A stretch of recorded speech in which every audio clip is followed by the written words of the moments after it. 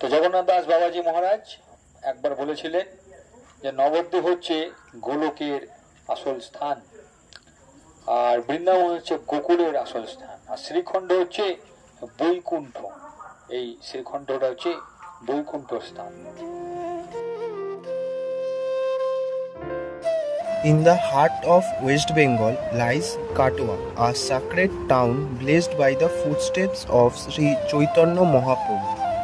Today, we begin a journey not just of distance but of spirit, a yatra with devotees to the very place where the Lord embraced the renounced life for the service of humanity. Katwa welcomes us with the sound of kortals and the fragrance of devotion. Here, every street whispers the divine pastimes of the Lord, every face radiates joy. The heart finds peace in the rhythm of the holy name. The soul reconnects through darshan, through prayer, through surrender. চারিদিকে যে প্রচারের যে উনি বৃক্ষ রোপণ করেছিলেন, তো প্রচারের বৃক্ষের মধ্যে 39তম বৃক্ষ হচ্ছে নরহরি সরকার।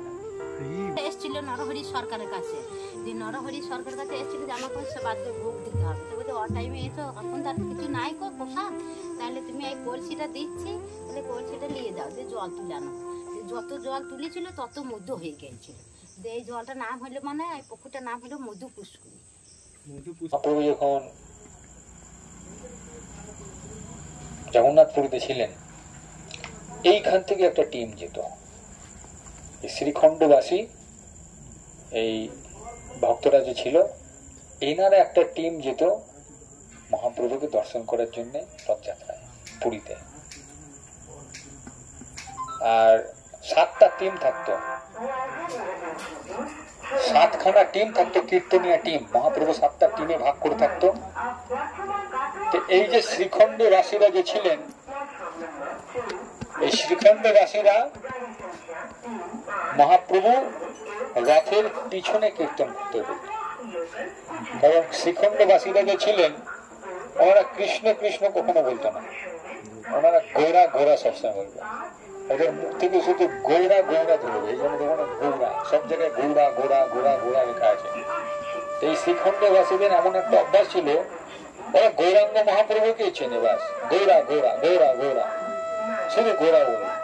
মহাপ্রভুর সামনেও ওনারা গৌরা গৌরা বলতো, ওনারা মহাপ্রভুর নামই সবসময়, তার মহাপ্রভু আরে আমার নাম কেন নিচ্ছে সবার সামনে। It's not just a trip, it's a reminder of sacrifice, a reconnection without roots. Every step here feels like grace. The chanting of Hare Krishna fills the air. As we move through Katwa's lanes, hearts beat as one, voice rise in joy. This is Sankirtan, the essence of devotion in motion.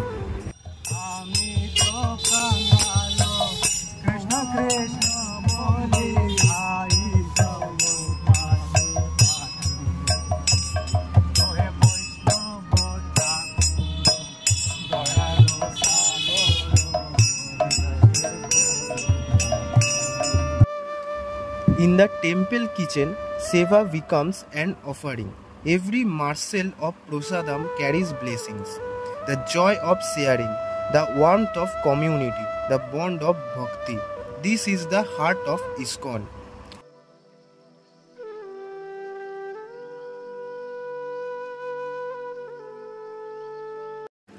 As the day fades, the journey settles deep within. This yatra was not just about reaching Katwa. It was about awakening Katwa within us, a place where surrender becomes strength and love becomes the path.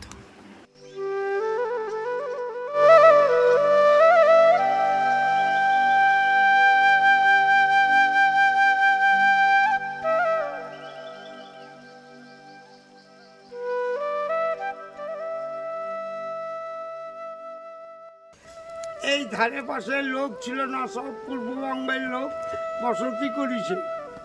সেই সময় একাই কারাকৃষ্ণ ভজন করেছে, তার জন্যে এই জায়গাটার নাম একাই ভজন করার জন্য আকাই হাট। শুধু এইখানটি হচ্ছে পাটবাড়ি। নিত্যানন্দ মহাপ্রভু পাঠ করতেন। তার জন্য এই জায়গাটা আমরা পাঠ বাঁধি। আচ্ছা, হরিবল হরিবল। ওই যে নুপুর কুণ্ড, ওই নুপুর কুণ্ডটি অভিরাম গোস্বামী আর রঘুনন্দন গোস্বামী শিখলে নৃত্য করছে। করতে করতে হঠাৎ কিভাবে সঞ্চার হলো, নুপুরকে ছুঁড়ে ফেলেন দিলে। ছুঁড়ে এইখানে এসে নুপুর পরে গভীর গর্ত হয়ে জল বেরিয়ে যায়। পদ্মটি কাল থেকে পরিচিত এই কুণ্ড। এত দাসেরে পুছে শচীর নন্দন, তুমি পিতা পুত্র তোমার শ্রী রঘুনন্দন। তো মুকুন্দ এসছে মহাপ্রভুর কাছে, জিজ্ঞেস করছে যে আচ্ছা মুকুন্দ বলো তো, তুমি তোমার ছেলের বাবা না তোমার ছেলে তোমার বাবা? তুমি তোমার ছেলের বাবা না তোমার ছেলে তোমার বাবা? কোনটা কোনটা ঠিক? তুমি পিতা পুত্র তোমার শ্রী রঘুনন্দন, কিবা রঘুনন্দন পিতা তুমি তার তো নয়। নিশ্চয়ই করিয়া কহ যাইক সংশয়। আমাকে সত্যি করে বলো, তাহলে আমার সংশয় চলে যাবে যে তুমি বাবা না তোমার ছেলে বাবা। মুকুন্দ কহে রঘুনন্দন আমার পিতা হয়, রঘুনন্দন আমার ছেলে, ও আমার বাবা, আমি তার পুত্র, এই আমার নিশ্চয়। আমার সবার কৃষ্ণ ভক্তি রঘুনন্দন হইতে, এতএব পিতা রঘুনন্দন আমার নিশ্চিত। শুনি হর্ষে কহে প্রভু কহিলে নিশ্চয়, যাহা হইতে কৃষ্ণ ভক্তি সেই গুরু হয়। যার থেকে কৃষ্ণ ভক্তি হয় সেই গুরু। ভক্তের মহিমা কহিতে প্রভু পায় সুখ, ভক্তের মহিমা কহিতে হয় পঞ্চমুখ। ভক্তগণে কহে শুনো মুকুন্দের প্রেম, নির্মল নিগুড প্রেম যেন সদ্য হেম। বাহ্যে রাজ্য বৈদ্য ইহ, করে রাজ সেবা, অন্তরে প্রেম ইহার জানিবে কেবা। তো বাইরের দিক থেকে কি হচ্ছে, উনি ডাক্তার, রাজবৈদ্য। তো কেউ বুঝবে না রাজবৈদ্য মানে বাইরে কাজ করে, হসপিটাল তো আমি জানি না, হসপিটাল নাম অন্য কিছু ছিল হয়তো।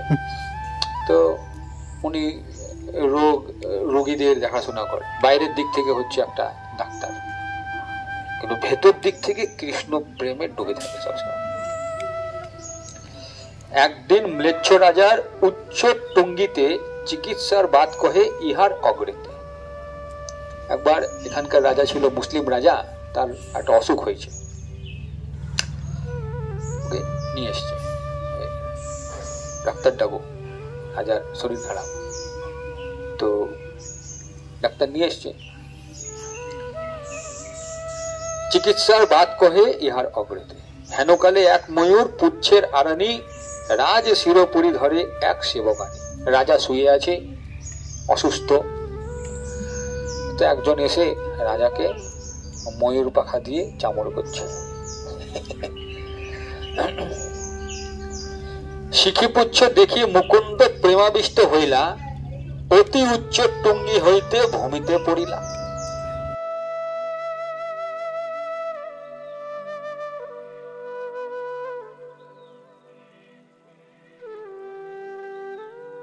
মহাপ্রভু যখন মনে ইচ্ছা হয়েছিল যে আমি সন্ন্যাস নেব, তখন ওই গঙ্গার তীর দিয়ে এখানে এসেছিলেন এবং এখানে এসে এই মাধাইতলাতে বিশ্রাম নিয়েছিলেন চৈতন্য মহাপ্রভু।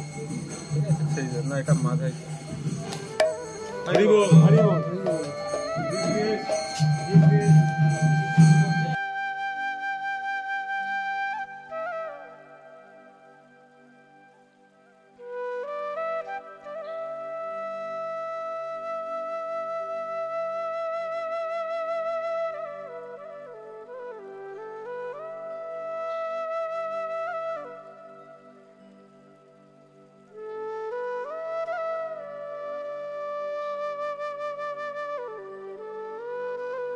শিল মধু পরমাণিককে বললেন, মধু তুমি যদি কর্ম না করো, অর্থাৎ মাথা মুন্ডুল যদি না করো, তাহলে সন্ন্যাস নেওয়া হবে না, সন্ন্যাস ধর্ম নেওয়া হবে না। আর সন্ন্যাস ধর্ম যদি না নিতে পারি, এই কলিহত জীবকে উদ্ধার করবো কী করে? এই যে কলিহত জীব সত্য তেতা দাপরে বাবা তপস্যা করত, যজ্ঞ করত, অর্চনা করত, ধ্যান করত, হরিনাম কি জিনিস জানতো না, হরিনাম মহামন্ত্র নাম, তারক ব্রহ্ম নাম, 32 অক্ষরের 16 নাম। এই নামকে সঙ্গে করে ধরাধামে ভগবান গৌর সুন্দর অবতীর্ণ হয়েছেন। এইভাবে বারবার যখন মধু পরমাণিককে ভগবান গৌর সুন্দর বুঝিয়ে বললেন, যেই মধু পরমাণিক খুঁটটা বাবা মাথায় ঠেকালেন, তা খুঁটটা ছিল পাতের খুঁট, সেই খুঁট সোনা হয়ে গেল, ইস্পাতের খুঁট সোনা হয়ে গেল। তখনই মধু পরমাণিক ঝরঝর করে কাঁদছেন, আমি কার দেহ স্পর্শ করলাম, কার মাথায় খুঁট ঠেকালাম, আমার তো খুঁট ছিল পাতের খুঁট, সেই খুঁট সোনা হয়ে গেল। তখনই ভগবান গৌর সুন্দর শিল মধু পরমাণিককে বললেন, মধু তুমি দুঃখ করো না, আর কেঁদো না, আর তোমাকে এই কর্ম করতে হবে। অর্থাৎ আর নাপিতের কর্ম করেননি বাবা, সেই থেকে এইখানে বসে বসে ওই ভগবানের চরণ ভজন করতেন, সাধন করতেন। সেই থেকে গোটাটা হয়ে গেল মধু পরমাণিকের ভজন স্থল। তাই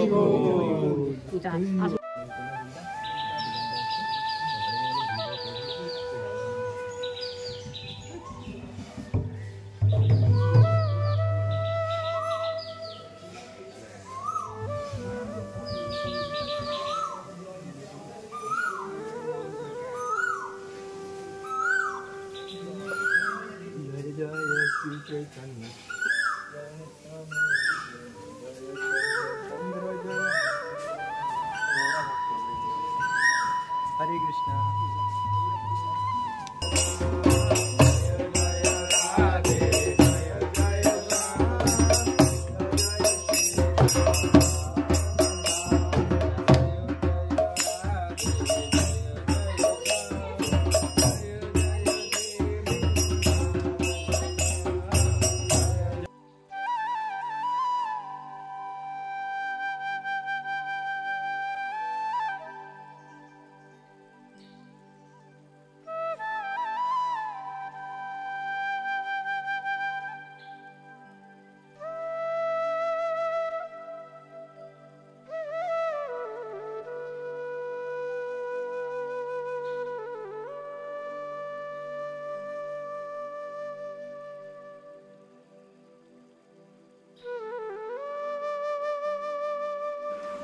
From Katoa, we carry back more than memories.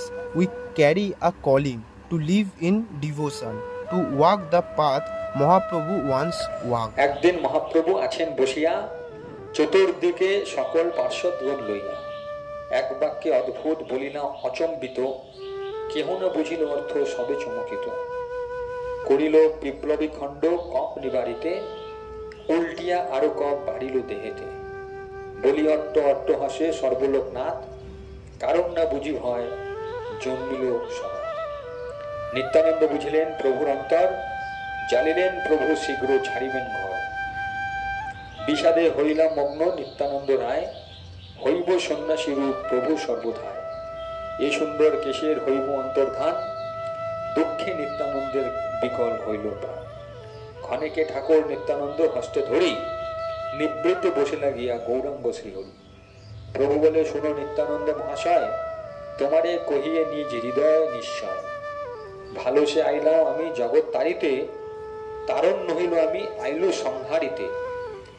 আমা দেখি কোথা পাইবে বন্ধ নাশ, এক গুণ বন্ধ ছিল হইল কোটিবাস।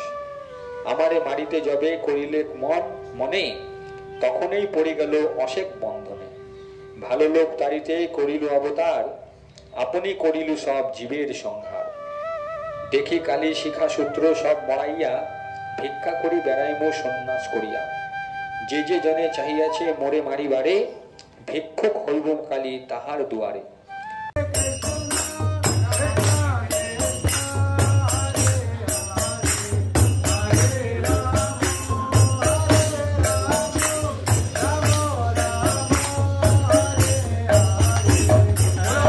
Krishna